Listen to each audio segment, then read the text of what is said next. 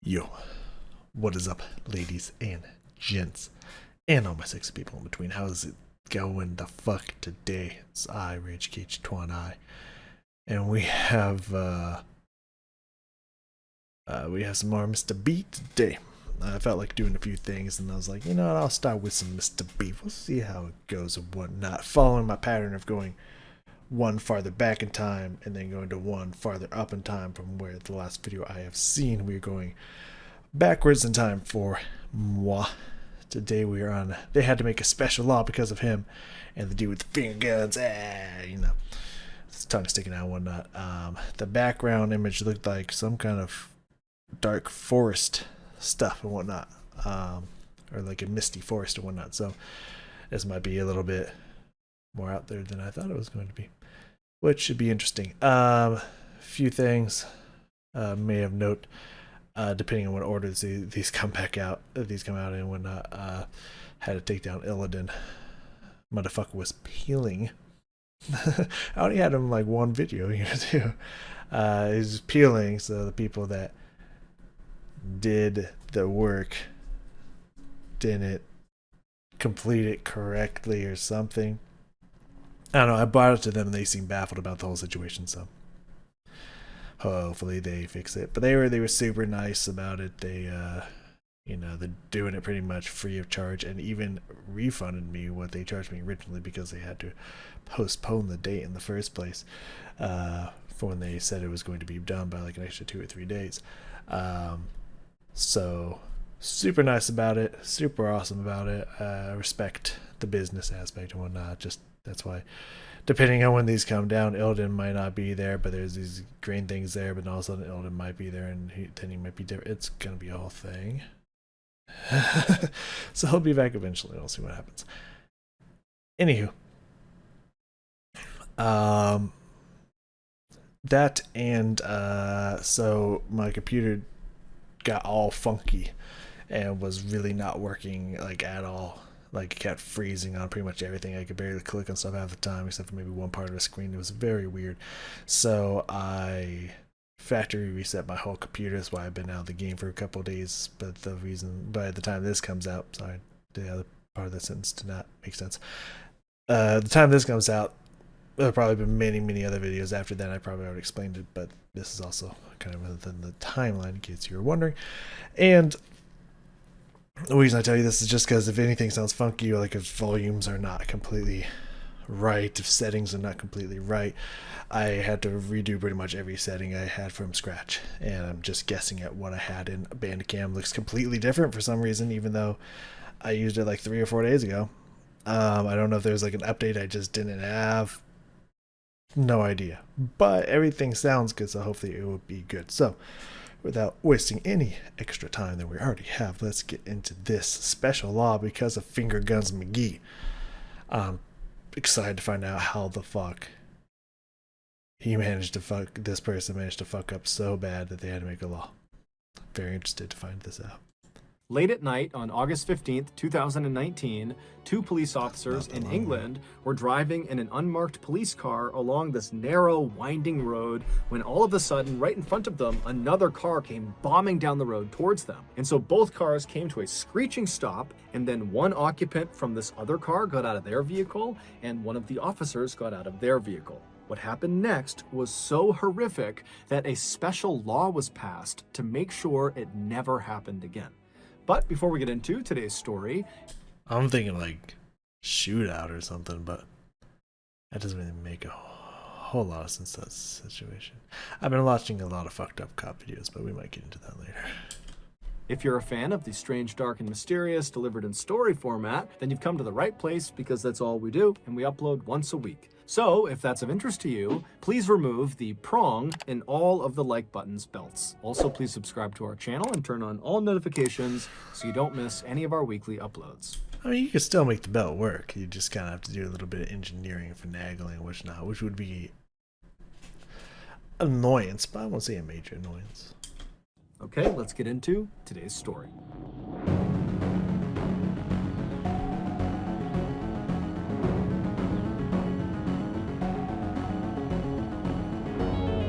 Harper's Law. I don't know if that sounds familiar or not, just because the word Harper comes from uh, kind of D&D related material, or if that's a lie I actually have heard of before. I was thinking earlier, it's like there's gonna be one of these videos that's gonna be like, oh, I know this one. I'm waiting for that one to happen. I don't pay attention to most of this stuff, so a lot of them I just do not know. So I'm excited to find the one that I might know. On July 18th, 2019, 28-year-old Andrew Harper scrawled a little note inside of a card, and then he folded the card up, he slipped it into its envelope, and he handed that envelope off to a nearby friend. And this friend, after getting this envelope and Andrew's directions for what to do with it, he left Andrew's room and began walking down the hall all the way towards the other side of the Ardington house.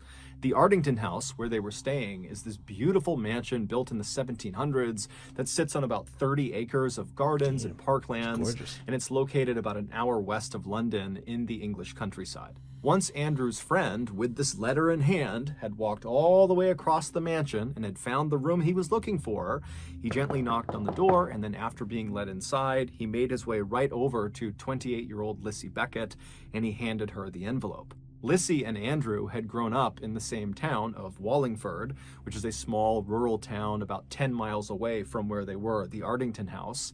And from the time Lissy and Andrew had met each other when they were 15 years old, they had become totally inseparable. It was truly love at first sight.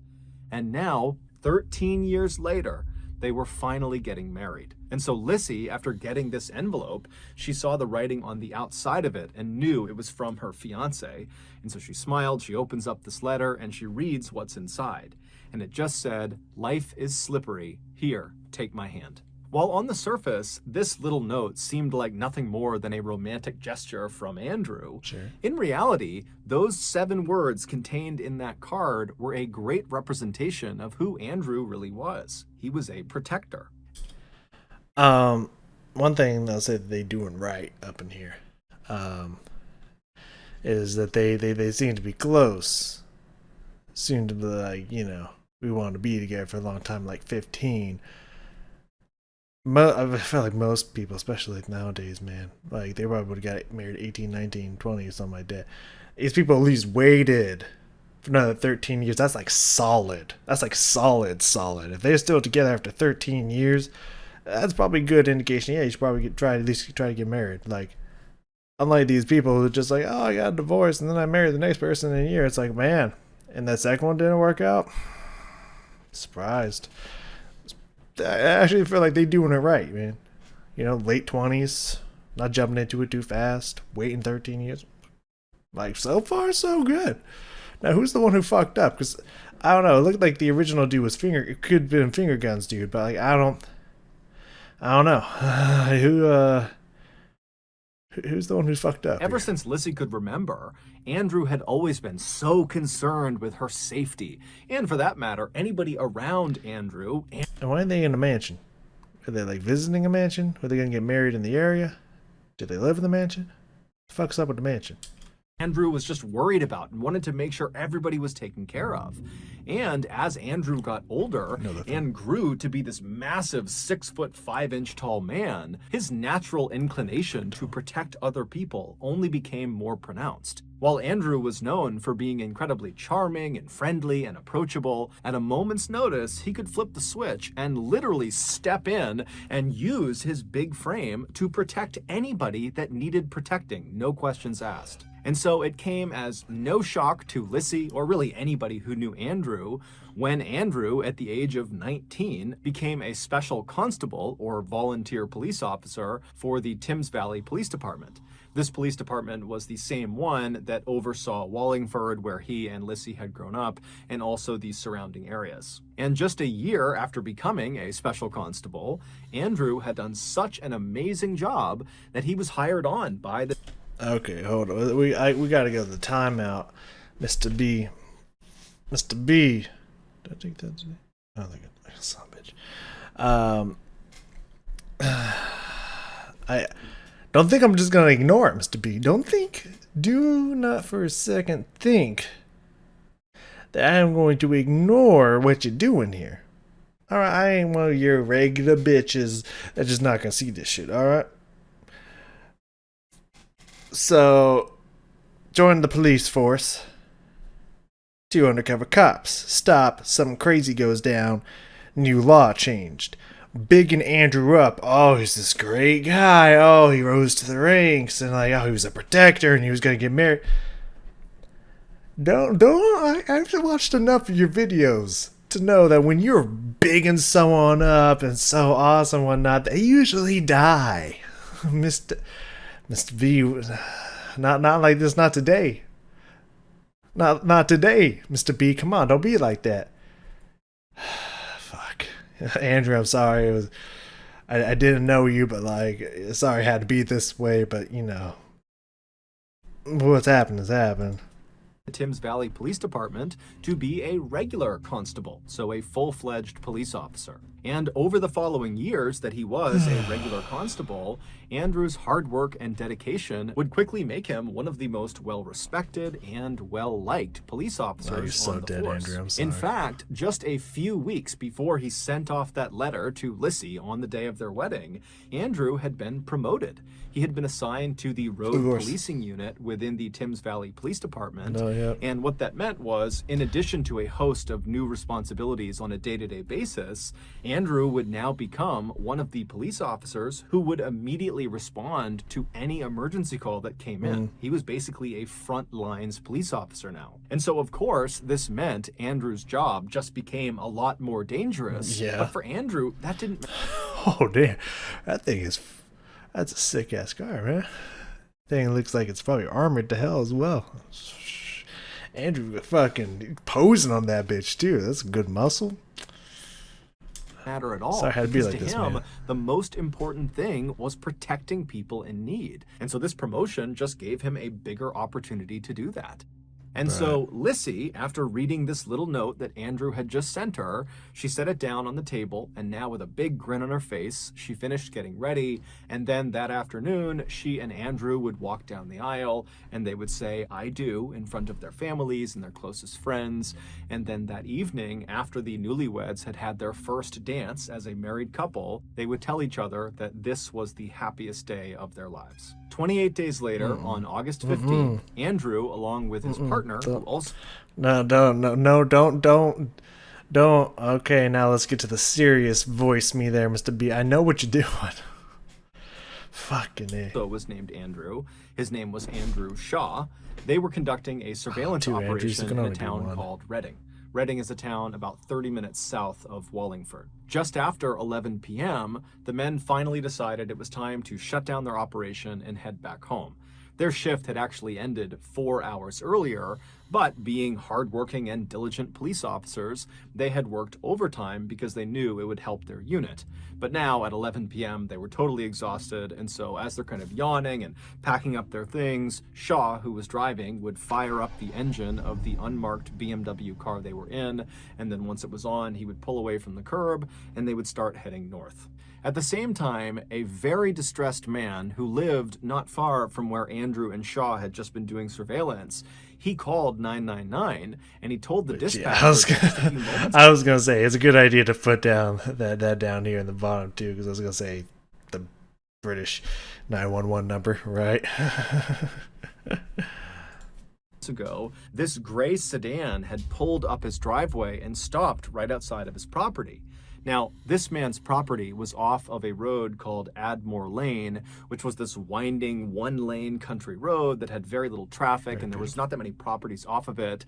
And so for anybody to pull on to this man's property would have caught his attention, let alone a car pulling onto his property in the middle of the night. And so as soon as the man had seen these headlights coming up his driveway, he had gone to the window and watched, wondering, what is this person doing? Had they turned onto the wrong property? Are they going to turn around and leave?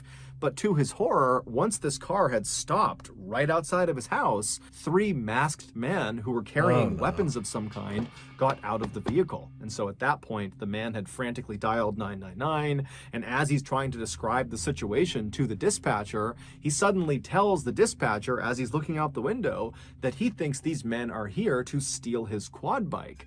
His quad bike was parked right outside of his detached garage, and he saw them walking towards why the bike specifically, man? I think they'd be there for more, just more than maybe the sure. They probably take the bike, but like, I'm sure they're there for more than just a bike, bro. Like, I, I don't wanna like, let's go. Like I don't like guns in general, and I know I preach for having guns on these stories. Uh, and I don't even own a gun myself. But like most of these stories is just like it's like when there's crazy people out there and people want to do you harm and like everyone seems to have a gun, you're at a severe disadvantage if you don't have a gun. Now, imagine this: you see this car come down the road, and they said they all took out weapons and whatnot. I don't know. I don't know if it was my imagination or if he described it as such, but it sounded like they all had like like melee weapons or something. But maybe they didn't. Maybe they had some kind of ranged weaponry on them as well. But I imagine you just see them all step out with like ski masks on and be like, "No, you don't." You kick open your door with a shotgun, just start fucking firing in their direction. See how fast they start pulling away. You know what I'm saying? So like, I don't like guns, but like in a lot of these situations, that's story over. Situation doesn't occur when you kick down the door and start just firing off scattershot rounds. Catch 22. It's hard to say which one's right and which one's not. It. And so he tells the dispatcher, who's already told him that police are on the way, he tells the dispatcher, "I can't wait any longer. I'm going out to confront them and stop them from stealing my bike." The dispatcher's gonna be like, "You do wanna, you do wanna, sir, sir." And that like there's three of them, right? You said three of them. Are you dumb? And he again, chick, boom. You know what I'm saying? That's all. That's why I want to hear that you grabbed. The dispatcher yells at him not to and says they have weapons, stay in your house. But this guy's not listening, and so he runs to his front door. He opens the front door up, but by the time he's looking outside, the gray car, the three masked men, they're all gone, and so too is his quad bike. Wow. And so he goes back in the house. He's talking to the dispatcher, and the dispatcher says, "Look, just stay at your house. The police are on the way. They will intercept that car. They'll get your quad bike back." And so seconds later, a call went out over. What the? This is like a case of people just thinking that they stronger than they really are. You know what I mean? Like, what was this? There's three of them. It didn't sound like this dude grabbed a weapon of any kind. The fuck did he think he was gonna do? Three of them with weapons to the one of him without weapons. What, are you in a movie? Are you Jason Statham? Like, you gonna like all of a sudden karate them all to death? Like, come on, man. What's wrong with the radio to Thames Valley Police to go and intercept this gray car on Admore Lane. So whoever was closest, go over there. But be advised, the occupants of this car are three masked men that are armed and dangerous. Now, Andrew and Shaw, when they heard this... Armed with what? Like, I haven't heard if it's ranged weaponry or not. I'm so confused. I mean, I have a feeling that we're about to find out, so... call, they would have known that they were not the only officers that could have taken this call. And they also would have known that they've been off the clock now for like 4.5 hours. There was no expectation. They're still technically on the clock if they're still getting paid, but like they should have been off the clock 4.5 hours ago. That they would continue to work and go take this call. But they didn't care at all. When that call came across, the only thing they thought about was, do your job. And so Shaw, he whips the car around and he speeds towards Admore Lane and he pulls off of the main road called the A4. He gets onto Admore Lane and he starts driving north. Now, as soon as they turned onto that road, their vehicle effectively blocked the way for anybody coming the other direction. And so at this point, they're expecting this gray car full of these masked men to be coming in their direction, and they are now blocking the way. And so Andrew and Shaw, as soon as they get on that road, they know a close quarters confrontation is almost guaranteed. About to drop, done. But when you listen to the dash cam footage from the front of their vehicle that picked up the voices of Andrew and Shaw as they turn onto this road, there is no nerves, there's no fear, there's no hesitation. They are calm as can be. This is what they have trained for. They were ready. And so Shaw, he's making his way up this winding road. It's totally pitch black. Yeah. The trees are practically on top of the road. It's like a tunnel of trees. Yeah. And so they're driving along this road, and then all of a sudden, up in the distance, you can see on the dash cam footage, you see headlights bombing toward them. They're way off in the distance, and then all of a sudden, that car, these headlights, they come flooring out right in front of them, and both cars come to a screeching stop. You can hear the screeching of the... I mean, maybe they did. But the police car is like slowly like down, and they probably screeched. But I don't think the Adams. What were their names? I forgot. Andrews. Well, I forgot their names already. I think it was Andrew, right?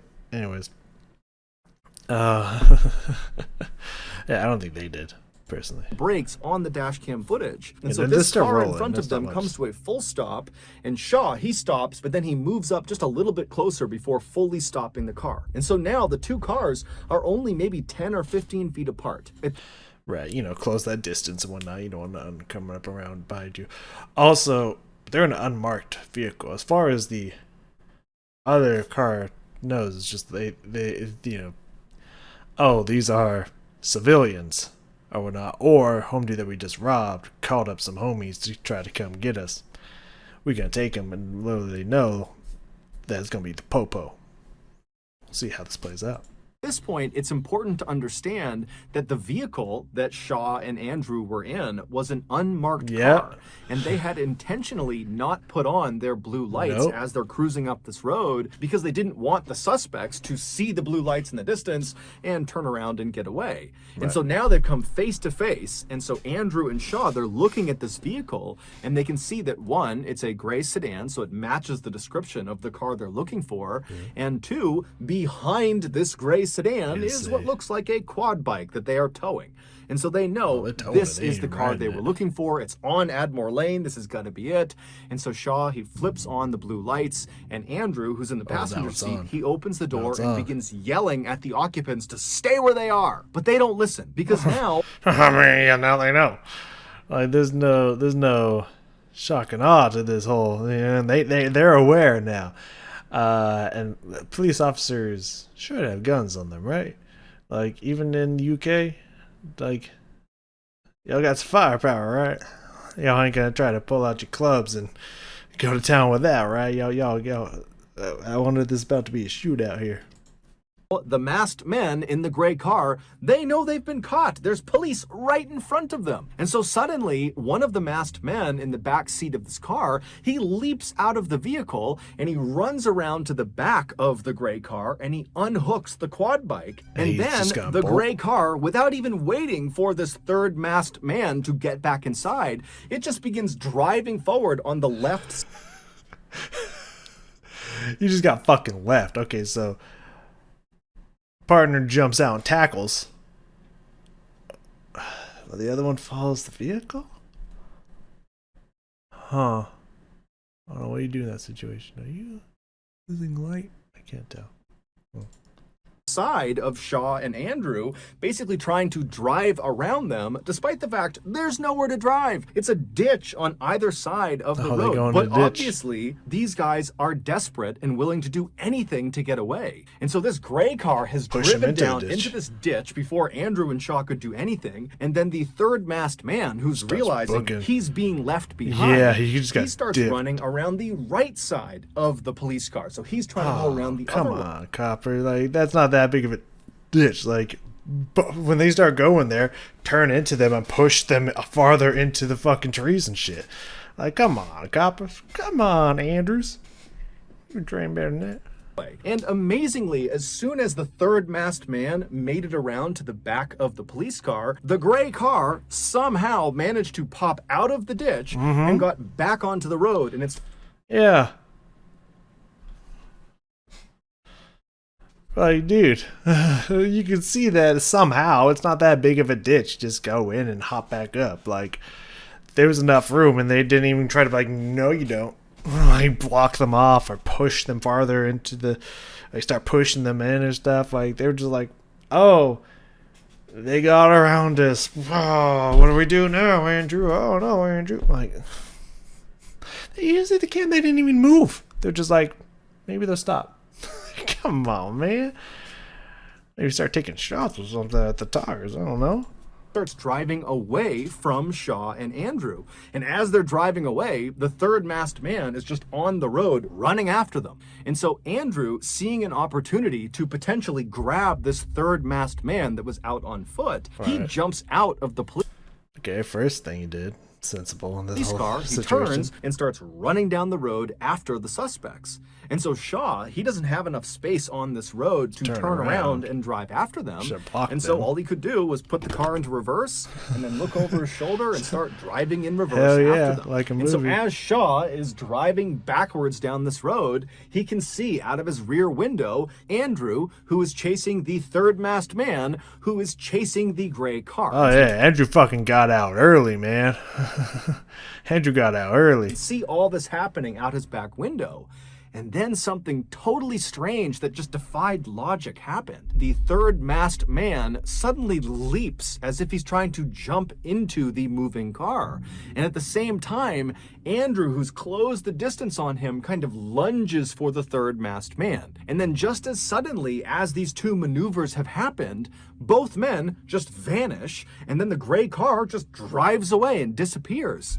And so Shaw, he's watching this happening, and he has no idea what he's just witnessed. He's thinking, where did Andrew go? Where'd the third masked man go? What's happened? But he still can only drive in reverse, and so he's just driving and driving, and then finally he reaches a point in the road that's just wide enough that he's able to turn the car around, and as he's doing that, you hear over dispatch that someone is asking Shaw, what's going on? Where are you? And all Shaw is able to say is, my partner, Andrew, has gotten out of the vehicle and I lost him. I don't know where he is.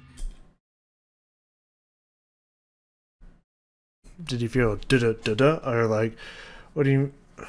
Okay. And so after Shaw has turned the vehicle around, he begins driving, now facing the proper direction. And as he's driving down this creepy dark road, you don't see anything. It's eerily quiet. Andrew's nowhere to be found. The car is nowhere to be found. The third masked man, there's no one. And so Shaw is just driving down the road, hoping that as he makes one turn or the next, he's gonna see his partner just kind of running on the road somewhere, but he doesn't.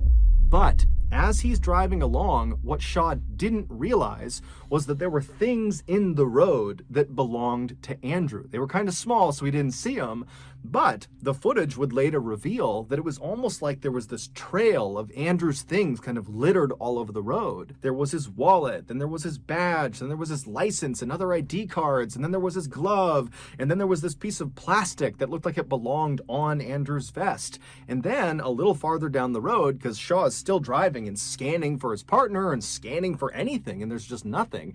As he's driving along, he would, in real time, notice something of Andrew's, and it was Andrew's stab vest that he wore over his chest. And so he stops the vehicle and he gets out, and again, he's on this totally pitch black road where it's weirdly quiet, and he's walking up and he grabs the vest, he comes back into his vehicle and he puts it down inside of his car, and at this point, over the radio, people are asking Shaw, what's going on? Where are you? And you hear in Shaw's voice a bit of panic as he's like, I've found Andrew's stab vest. It was on the side of the road.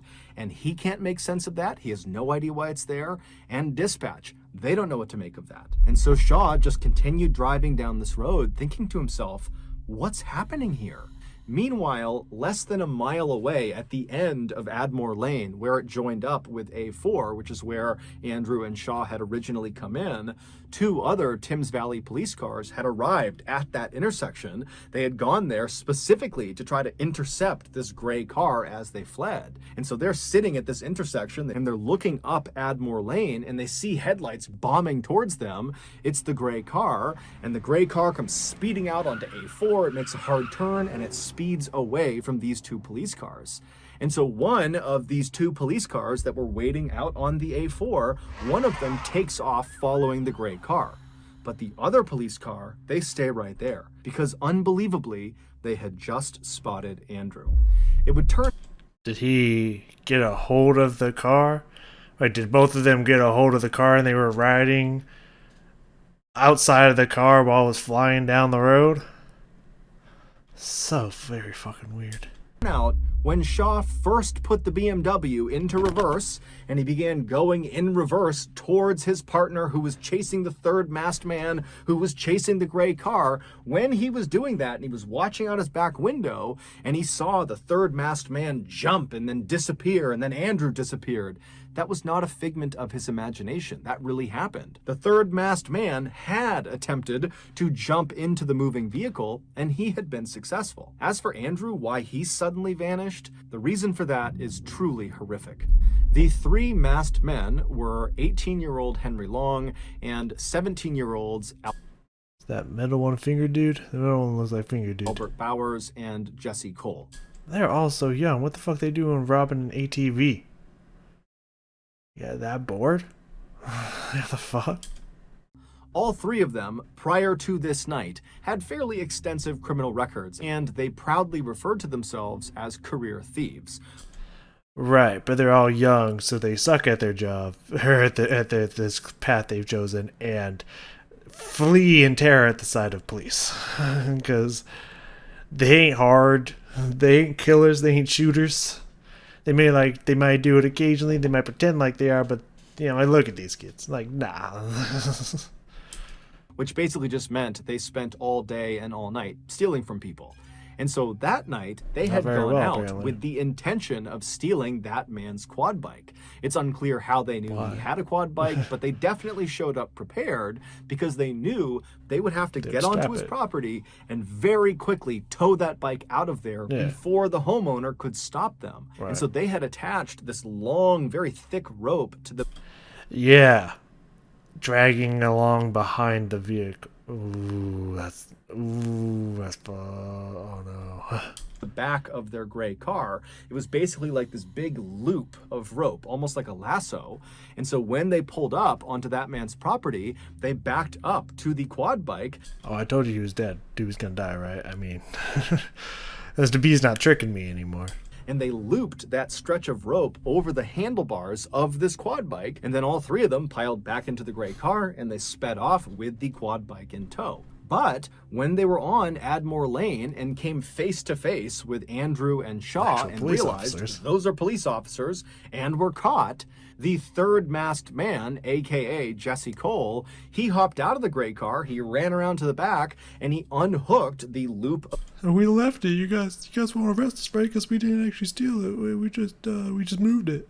Of rope from this quad bike, ditching the quad bike by the side of the road so that it would be easier for the gray car to make their getaway. And so once it was free, the gray car kind of took off without Jesse. And so Jesse ran around the cop car, but Jesse would get back up to the side of the gray car and he would leap into the window. And as soon as he was inside, and Henry, who was driving, he knew he was inside, so they're all good, Henry hit the gas. And who was standing with both feet inside of that loop of rope dangling off the back of the gray car when the gray car suddenly accelerated? Andrew Harper. Andrew was swept off of his feet as the rope grabbed onto his legs, and so his head came back and smashed into the ground, and then he was dragged for 91 seconds at an average speed of 42.5 miles per hour down Admore Lane. It was only after he had been dragged for over a mile, whipping violently side to side, smashing not only into the ground, but into trees and fence posts and shrubs, just getting destroyed on this road, that finally, when they pulled off of Admore Lane and got onto A4, that turn swung Andrew around and he smashed into a curb that dislodged him from the rope and sent him careening into traffic. At that point, one of those two police cars took off after the gray car in pursuit. But the other car, they saw Andrew as he was thrown off the back of the gray car and launched onto A4. Now, initially, they actually thought that the suspects were just hauling a dead deer behind them because it looked like a bloody deer carcass was dangling behind the car. But when they ran up to see what it was, they saw it was their colleague. It was Andrew. And so immediately they tried to save his life. But Andrew's injuries were catastrophic. He had been destroyed. And so Andrew Harper would die at 11:45 p.m. on the side of the A4, about 20 minutes after he and his partner had so selflessly agreed to go after this car despite the fact they didn't have to. The three killers were arrested about 1 hour. So, before we get into this last few minutes here, where I assume they're going to decide what the special law is, which I assume is either some kind of like non-chase protocol, restrictive, can only work a certain amount of time protocol, or something to do with some law based specifically off of the criminals in the situation. Before we get to whatever that is, which I'm assuming is about to pop up here in a second, I just can't help but feel like this whole thing could have and should have been avoided with two very simple, very specific maneuvers. Now, oh, that's where the red. Okay, I saw a red line. I was like, oh, okay, I know what that is. Now, I'm not a police officer. I have never been police trained, and I don't know what the difference is between U.S. training and U.K. training is with police, because I'm sure there's not as crazy and heinous shit that's going down in the U.K. as happens in the insanity of the U.S. So I'm sure maybe there's lighter stuff, because it definitely seems like in the U.S. it's like you do what the fuck you gotta do to stop these people and whatnot.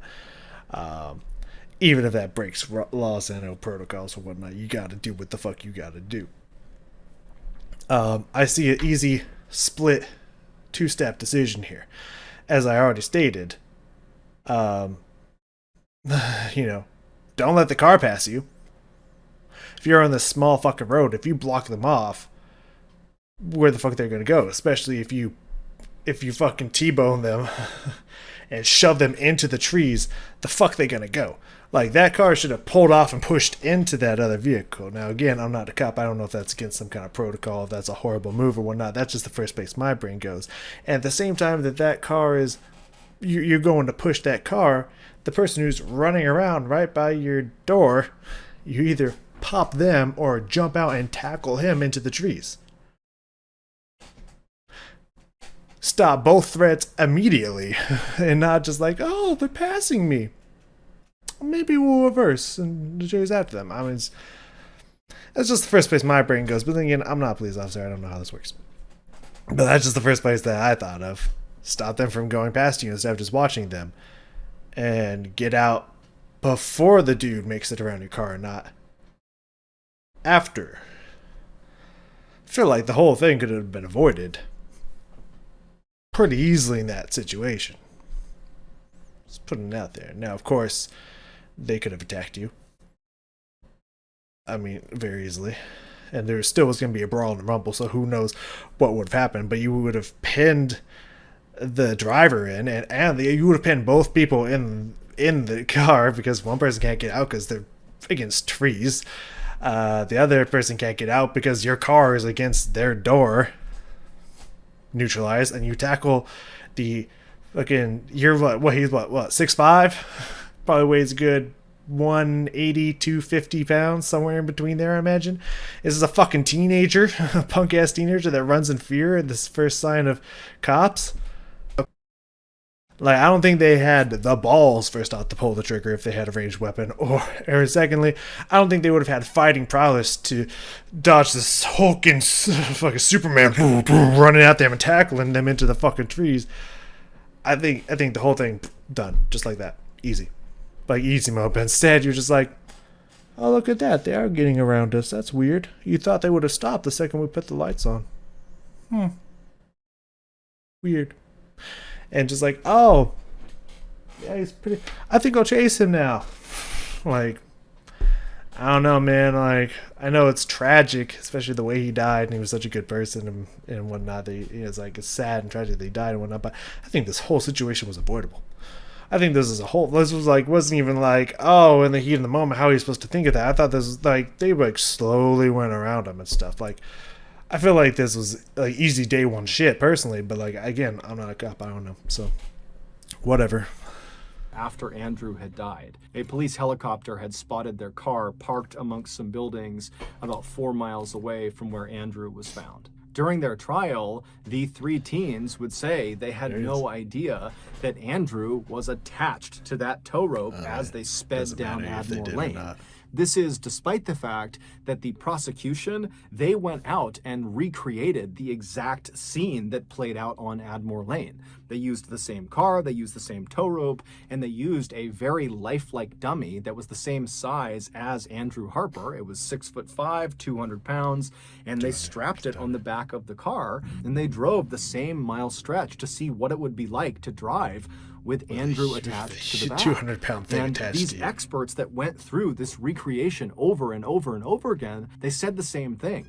It was nearly impossible to drive the car because as soon as the dummy would start to shift one way or the other, it would tug and pull on this little gray car. And so handling this car would have been a nightmare, not to mention the fact that the sound of Andrew grinding against the cement and smashing into trees and posts.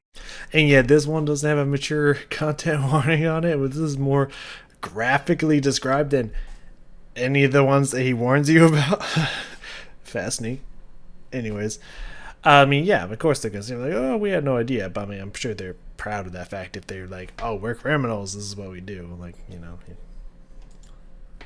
Would have been extremely loud.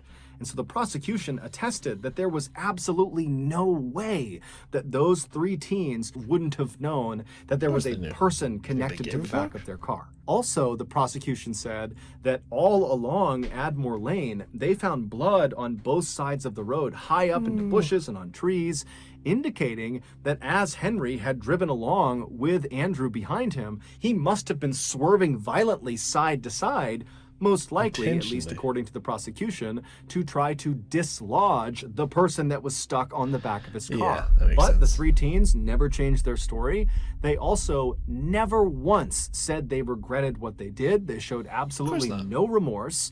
And when the verdict was read, and these three teens were not found guilty of murder. They were found guilty of manslaughter, but everybody knew that was significantly better because the sentences were so much shorter. When that verdict came back, these three teens were punching the air and cheering and laughing, just making a complete spectacle out of it. And then after being led out of the courthouse with the devastated family of Andrew Harper basically watching them, they were smirking and smiling at the cameras and waving and just treating the whole thing as one big joke. Still to this day, none of them have apologized. That's fucked up, man. Like, a police officer to give him a couple punches to the fucking face. Like, I'm sure when they actually get into jail with real criminals, I'm sure it's not gonna be a good time for them. I'm sure that fucking smirk. I'm sure this haha. They ain't gonna be laughing no more. Like, again, I don't know what UK prison is like, but if it's anything like the US, they're gonna be what they call them in the biz. If they don't, they should call it prime pickings and easy pickings. Like, let's just say head down, ass up is gonna become a whole new meaning for them.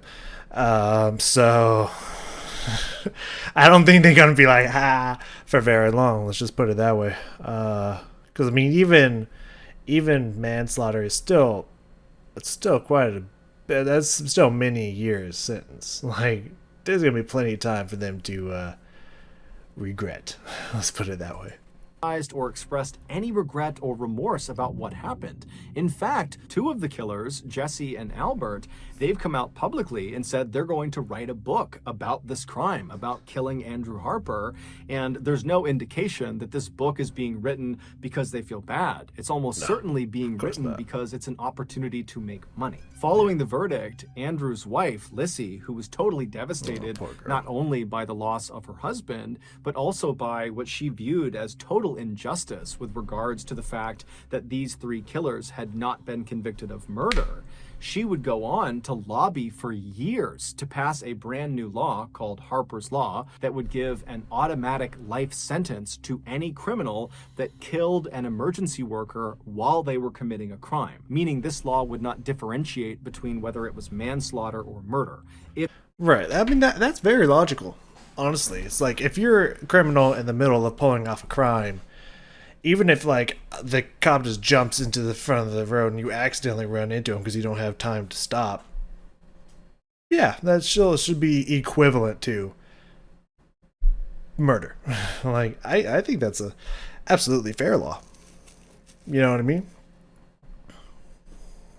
Like really, if you kill anybody and you're a criminal, even if it was completely accident, it's like I didn't know they were going to walk in front of the street at that point. You're still a criminal pulling off crime, and you kill someone. It should be probably just murder in general instead of manslaughter. Like that sounds like a very fair law, if I'm going to be honest with you. You know that classic saying, "Don't do the crime if you can't do the time." You know what I'm saying? You know, so like that just seems like a very logical and fair law, and I'm glad that they passed the law. That's very intelligent, really. you killed an emergency worker while committing a crime, you're going to jail for life. And Yeah, this year, that's fair. Harper's Law was passed. However, it will have no Legit. effect on these sentences. Yeah, no, of course, it's not going to have an effect until the next time it happens. Like, I knew it wouldn't immediately affect the one that was happening, but still, it's good that the law was passed. Of Andrew Harper's killers. Henry would be sentenced to 16 years in prison, and the other two, Albert and Jesse, would be sentenced to 13 years in prison each. All three of them will be eligible for parole by the time they are 28 years old, which is the same age that Andrew was when they killed him. So that's going to do it. If you got something out of And that one,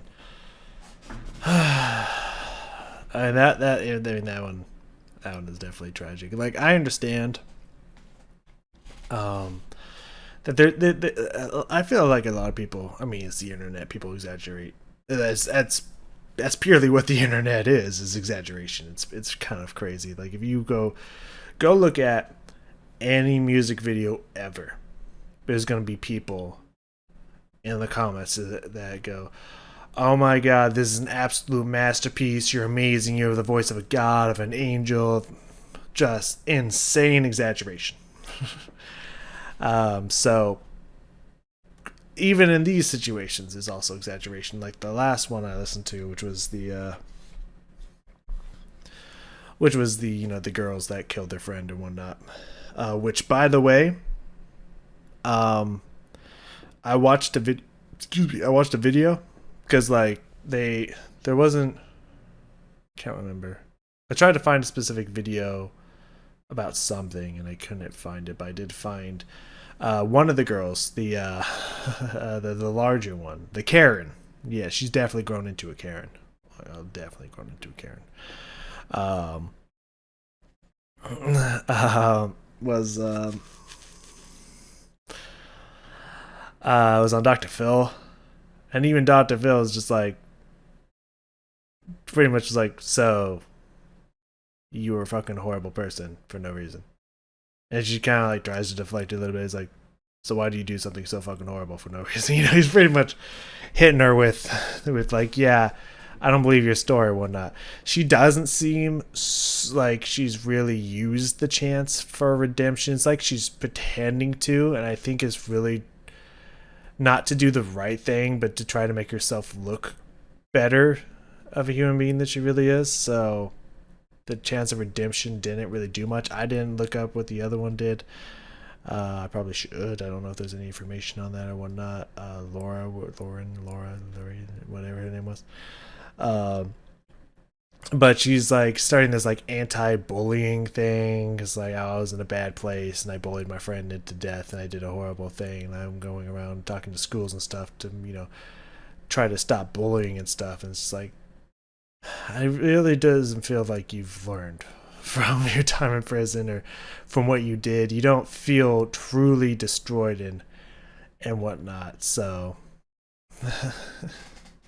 but as I was saying in that one, it's like in the comments, there's a lot of people is just like they should have gotten life. They were fucking horrible, premeditated, blah blah blah. And it's like, yeah, what they did was absolutely fucking awful. It was absolutely horrendous. Yeah, but you gotta remember they're fucking stupid ass teenagers, man. And it's not like they went and mass murdered for funsies or whatnot. They got super jealous. They let their emotions take control, and they killed their just one person who was a teenage friend or something. Well, no, not something. That's what it was. So it's like, yes, they should be put away for a long time. But like, I don't know if it's just like, hey, you made a really horrible mistake as a teenager. Your entire life is now forfeit. Like that's a little rough. You know what I'm saying? Like, that's pretty fucking rough. Um, the reason, so like I would say at least a good majority of their life, which I don't think they got out until they're like almost 40, not in their 40s. So like that's good portion of their life was just sacrificed because of what they did, and now they have a chance to redeem themselves and do the right thing. I don't know if they took it because it definitely seems like they were fucked up in the head, and it doesn't seem like that got any better from prison. So what you gonna do? In this situation specifically, I know there's gonna be a lot of people who's like, "This is fucking horrible. They should have gotten life. How dare they only give blah blah blah?" And it's like, that's completely fair because as Andrew did seem like he was a really cool dude. Seemed like he was a really awesome dude. And it's absolutely tragic and whatnot. It's great that change came out of the law change and whatnot. It come out because of his, because of what happened to him and in the way he sacrificed. Um, um, this one's a hard one to judge. You know what I mean? Because it's like yes, they killed a cop from trying to do something wrong. They didn't feel bad about it, and they even thought it was funny, and are trying to profit off of it. Yeah, that's fucking horrible. That's absolutely horrifyingly horrible. But I mean, it's like the crime itself was just theft. They stole a bike. Immediately when the cops showed up, they're like, oh, never mind, you can have it. And whatnot. And yes, I mean, I don't think anyone's going to argue. They were fully aware of the fact that a cop was dangling behind them and they were desperately trying to shake him loose, not just like, haha, let's smear him around a little bit. Yeah, let's kill this guy. You know what I mean? It seems they were just panicking, like, let's, get him loose and whatnot. So, like, I want to say, like, lock him away, throw away the key or anything like that. But clearly, they like to do crimes and they feel no remorse. So, again, this is another one I think that, like, yeah, probably sentence is a little too low. It should definitely be a good 50, 70 years old wager. Most of their fucking life should be gone with no chance of parole and whatnot. But one thing that you can maybe think about to maybe put a smile on your face is, again, I don't know what UK prisons are like. Maybe they're better, maybe they're worse. Maybe everyone's good chaps in there and they're all nice to each other. I don't know. But if it's anything like the US, that those young, weak ass, they see cops and flee in terror. I'm like, hey, you can have the bike back. Oh, they're gonna get fucking wrecked in prison. So if that helps you sleep well about this whole situation, feel a little bit better, I mean, there is that. Like, they gonna get wrecked. Like, they're gonna be everybody's bitch, not just one person's bitch. They're gonna be literally the bitches of that place. Like, they're gonna get fucking wrecked. So, a silver lining, I guess. I like to think about lessons that we can take away from these situations. And this one, honestly, there's not many like don't do crime. It's probably just kind of a good staple one for in general. But honestly, like I don't know. Like part of this, like I don't want to blame the victims, because people hate that shit when you do that, because you're not allowed to do that. But it's just like you saw that video, right? We all saw that video. It wasn't slowed down, right? Like they like slowly crept around him. Could have easily been cut off, ran into, shoved against the wall of the forest, trapped.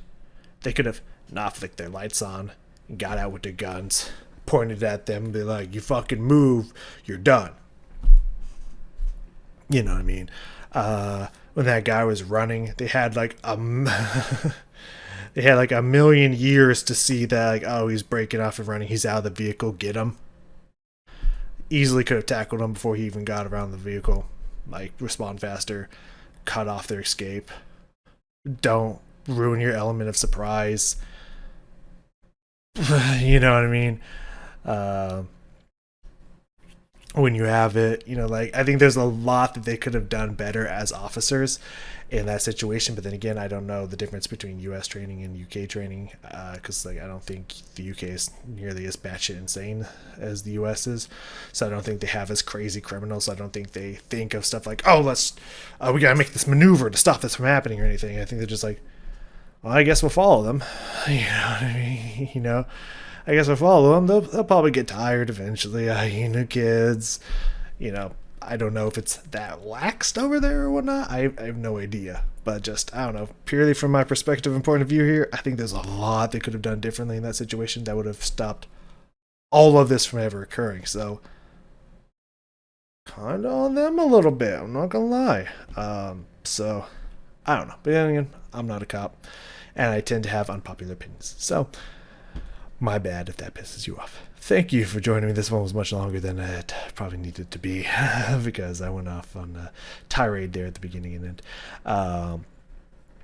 But regardless, I'm sure there's many of you that are absolutely fucking pissed by the verdict and whatnot. And again, hopefully you can get some peace. Like, I obviously a horrible thing happened and they need to be punished for it. Absolutely. I don't know if I'd necessarily say life, but they definitely need some fucking reconstruction if they're ever going to be put back into society ever.